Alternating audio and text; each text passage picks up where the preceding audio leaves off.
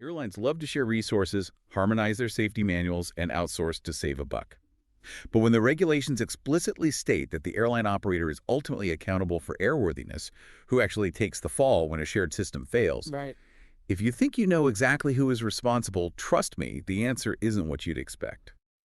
Welcome to another episode of Mastering EASA Part M from Phoenix Way Academy, powered by Avinix Group. Hi, I'm Sarah. Hi, and I'm Sam. In this episode, we will cover GM M.A.201 responsibilities, AMC M.A.201E2 responsibilities, and related titles. So, diving right into this deep dive, we're looking at this whole concept of ultimate accountability, right? Right. And the baseline here is that the operator is, well, ultimately responsible for the airworthiness of its aircraft. Right, exactly. So if we look at AMC M.A.201E2 responsibilities, the rule establishes that the CAMO approval, the Continuing Airworthiness Management Organization, is actually vested directly within the air operator certificate itself. Oh, so it's baked right in. Yeah, it's completely baked in. If you are a licensed air carrier under regulation EC No. 108/2008, Part M doesn't let you just have an independent CAMO and, wash your hands of it. Okay, but let me push back on that a little bit, because that feels totally counterintuitive to how most businesses work. I mean, if I hire a contractor to fix my roof and it leaks, the contractor gets blamed.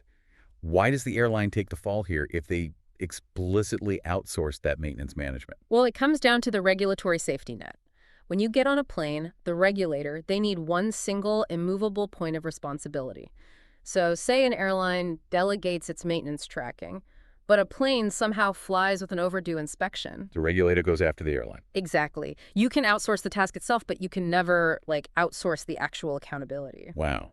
Okay, so if you are the operator listening to this, you really can't afford any gray areas about what officially counts as maintenance.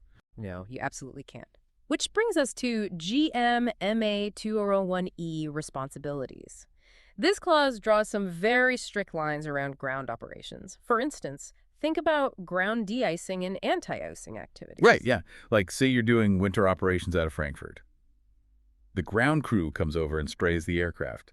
That spraying action doesn't require a Part 145 maintenance approval, does it? It doesn't, no. That is just ground operations. But here is the important catch. Inspections required to detect and, when necessary, remove fluid residues, that is actually considered maintenance. Wait, really? So just looking for dried up fluid is officially maintenance? Yes, it is. Anyone can spray the fluid, but you need a suitably authorized person to inspect the wings for that thickened residue afterward.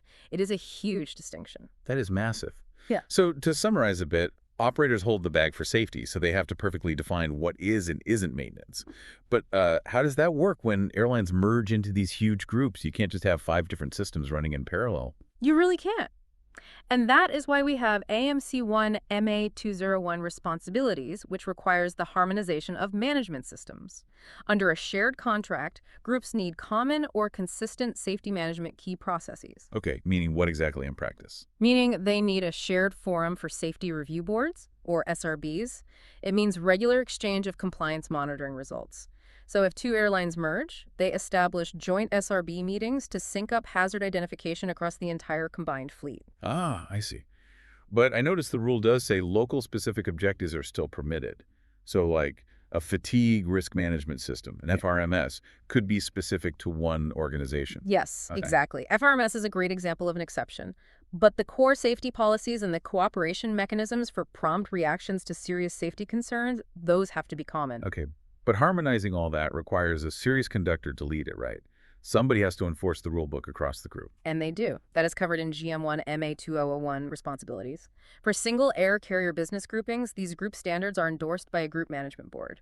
And that board includes the accountable managers and a designated coordinating member. This person has a huge job.